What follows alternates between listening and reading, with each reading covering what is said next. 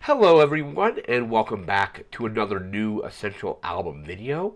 This week we're on week 22 and we're talking about Blood Money by Tom Waits.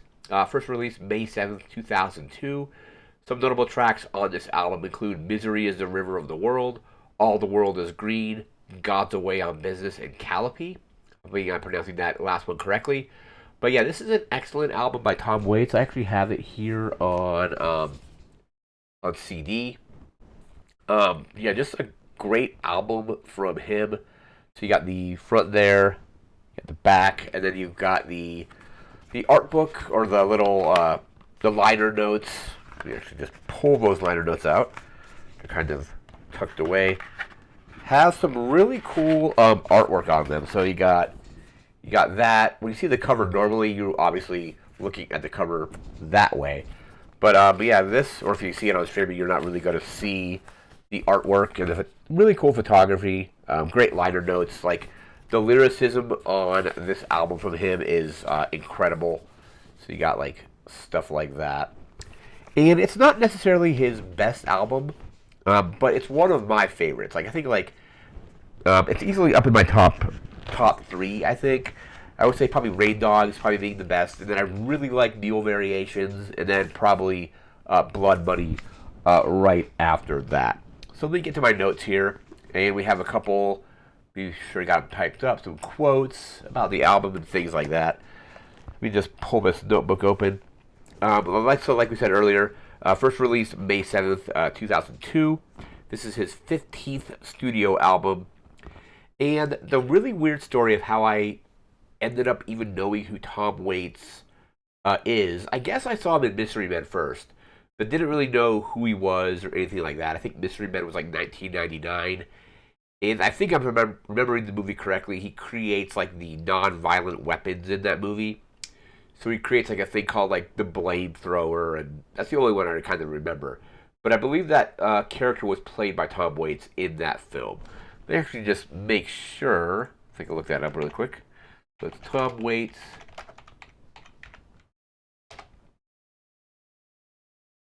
Yeah. So yeah, he is in that film. So that's why I make sure I wasn't like misremembering it.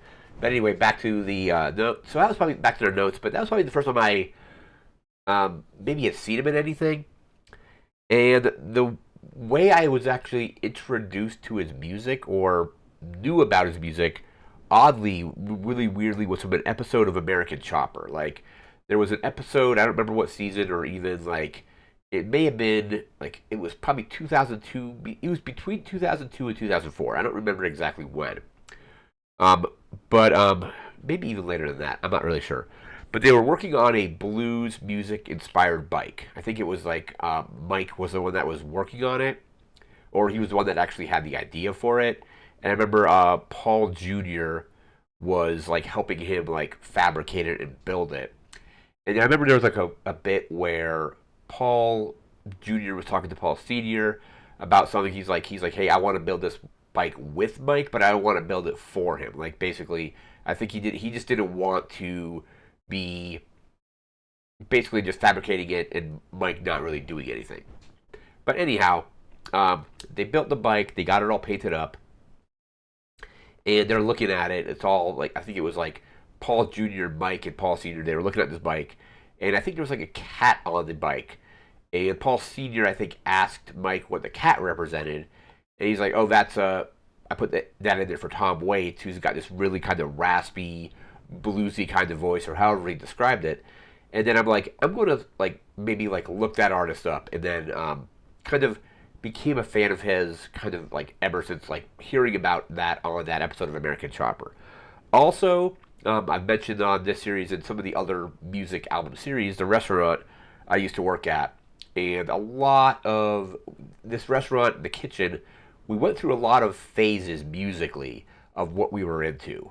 We went through like a whole like outlaw country phase. There was like a weird like lounge jazz music phase. There was a whole phase where we were listening to like a lot of Billy Joel and stuff like that. And at one point, we started listening to a lot of Tom Waits. The staff knew I had a bunch of Tom Waits albums, so they kind of like at one point asked me to create a Tom Waits playlist and like burn it to CD. So so we did that. But yeah, that was that restaurant also. Like I said, like just went through all these cool musical phases. Like there was like an '80s and '90s like dance phase. I think we were listening to in the kitchen. It was really fun. But one of those, I unfortunately don't have the playlist anymore because I actually checked because it wasn't. I think it was like an iTunes playlist. This would have been like 2010 because I started using iTunes around that time period because I had a before that I had a Creative Zen Vision M player that had its own kind of built-in or like library management.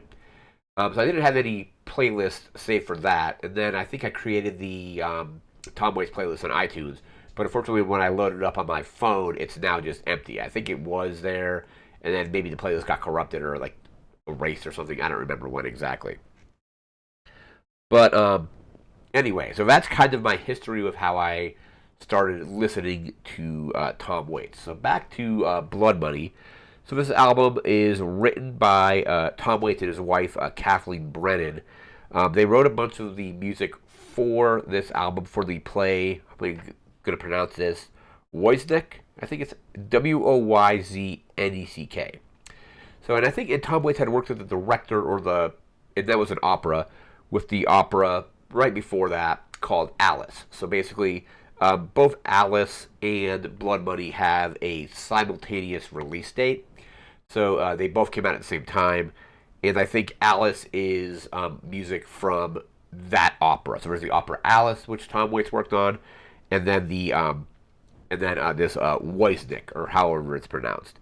So Tom Waits has an interesting quote here. Let me bring up my little notepad here, or digital notepad, about this quote from Tom Waits about releasing two albums simultaneously. So it says, in quote, well, thing is, people get upset when you haven't had a record out in 7 years. Then they get upset when you put out two at the same time. It's like, where's my eggs? It says, where are my eggs? Then I didn't order this. This is Tom quoting within the quote. My feeling is that if it turns out to be a success, then it was my idea. And if it's not, then I blame it on someone else. So kind of just like the issue of like not releasing something for a while and then going and releasing two things at the same time and kind of like having it be kind of weird like that. What else we got here?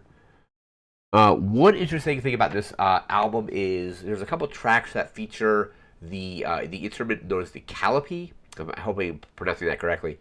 But it's like basically a whistle, a pneumatic, like gas powered whistle or series of whistles. Apparently, it's insanely loud. It can the sound of it can travel for miles. It's very circus sounding. It actually sounds really cool. Like I remember that there's a track on the album, like I mentioned earlier, called Calliope. But if you just go look up like videos of calipes, it's kind of very much like carnival music or circus music. It's kind of weird, but like they have that instrument featured on a few of these tracks on this album. And Tom Waits has a interesting quote about actually playing one of these. So let me just bring up the other quote here. It says, quote, playing a calliope is an experience. There's an old expression, which is never let your daughter marry a calliope player because they're all out of their minds. Because the calliope is so flaming loud, louder than a bagpipe. In the old days, they used them to announce the arrival of the circus because you could literally hear it 3 miles away. Imagine something you could hear 3 miles away, and now you're right in front of it. In a studio, playing it like a piano, and your face is red, your hair is sticking up, you're sweating, you could scream and nobody could hear you. It's probably the most visceral music experience I've ever had. And when you're done, you feel like you should probably go to the doctor. Just check me over, doc. I did a couple numbers on the calliope, and I want you to take me through the paces. So yeah, just being literally in a studio with this instrument that you could hear for miles, definitely sounds like it would definitely kind of have some negative effects. But it's really cool because Tom Waits is known for like I would say probably the style that I most associate with him is kind of blues, even though it's definitely more. A lot of his stuff is definitely more on the experimental side of that kind of genre. And like I think like the lyrical content is kind of like, especially on this album, is kind of the lyrics are kind of like down in the dumps. Like they're like definitely very bleak lyrics. Like one of my favorite lyrics um, in the on the album is off the first track, which is "Misery is the River of the World," and the lyric is of like it's something like all the good in the world you can fit inside a thimble and still have room for you and me. Like a thimble obviously being super tiny, so there's not a lot of good in the world that you can fill the entire thimble with it and still have room for like two people. That's kind of like just like very bleak. Like the other title like the song we mentioned was God's Away on Business. It's like God's away, God's away, God's away on business. Just like it's like oh yeah, like God's ignoring you because he's off doing something else, kind of like or something more important maybe. Like some of the, yeah, so his lyrics are definitely like pretty bleak, and this might be don't know if it's his bleakest, but this is definitely like this album is definitely up there with how kind of bleak it is. But I kind of love it for that. It's like it's definitely like the lyrics are heavy, but sometimes that's kind of like the music that you want to listen to. You just like you're just in the mood for it. Let's take a look at the reviews here for this. I think it came out to pretty good reviews here. Just quickly go through these. So Metacritic has it at an 84 out of 100. AllMusic has it at a 4 out of 5. Chris Styles Consumer Guide has it at an 8 minus. B plus from Entertainment Weekly. The Guardian has it at a 4 out of 5. 4 out of 4 from the LA Times. NME has it at a 7 out of 10. A 9 out of 10 from Pitchfork. Q gives it a 4 out of 5, with Rolling Stone giving it a 3.5 out of 5. It's been giving it a 7 out of 10. Also, some cool guest musicians on this album. I think I didn't know this until I was reading through the entire credits, but Stuart Copeland, obviously known as the drummer for the Police, actually plays drums on track 5, which is kind of cool. Track 5, I think, is God's Away on Business. But speaking of that, we're going to now just move into our track listing on this album. So total length of the album is 42 minutes and 11 seconds, and it comes in with 13 tracks. So track 1 is Misery is the River of the World. It might be my favorite track on the album. It kind of just starts off kind of hard and heavy with this one, and it's got great lyrics like the higher that the monkey can climb, the more it shows its tail. And then of course the thing we mentioned about all the good in the world you can fit inside a thimble and still have room for you and me. So yeah, track 1 is Misery is the River of the World. After that, we move into track 2, which is Everything Goes to Hell. Like one after another, kind of this hard hitting, kind of down in the dumps, like titles and like lyrics. After that, we go to track 3, which is Coney Island Baby. Track 4 is All the World is Green. Even though like it's like talking about All the World is Green is like the delivery of the lyrics is like all the world is green, but everything else is really still like terrible. So like just his like raspy voice, like it's kind of juxtaposed with the like title and the lyrics of the song, make it work on like a really weird level. So that was track 4. Track 5 is God's Away on Business. That's another great one. Track 6 is Another Man's Vine. That's track 6. Track 7 is Knife Chase, with track 8 being Lullaby. Track 10 is Starving in the Belly of a Whale. Track 10 is The Part You Throw Away. Track 11 is Woe. Track 12 is Calliope or Calliope. That's an instrumental track with just them playing the Calliope. And then track 13, closing it out, is A Good Man Is Hard to Find. So again, 13 tracks, about 42 minutes in length. And again, one of my favorite just Tom Waits albums. It's like pretty bleak, but also just like amazing at the same time.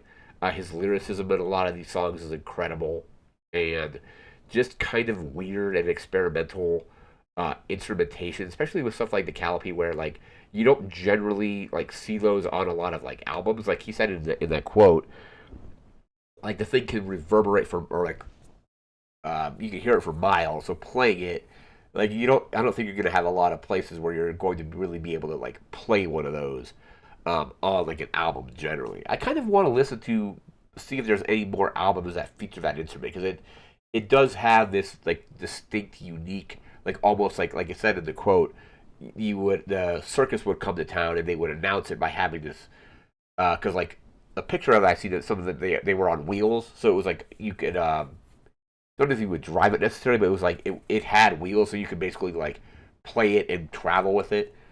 But yeah, definitely want to check out more music with that instrument because, like I said, it does have this circus carnival like quality to it. It just adds to the kind of the chaos that is on this record. But that's gonna do it for this video. We'll be back in a week from now with a whole new album. No idea what that one's gonna be yet. But so remember to like, comment, share, subscribe. We'll see you again next time. Thanks again for watching. Take care and have a good one.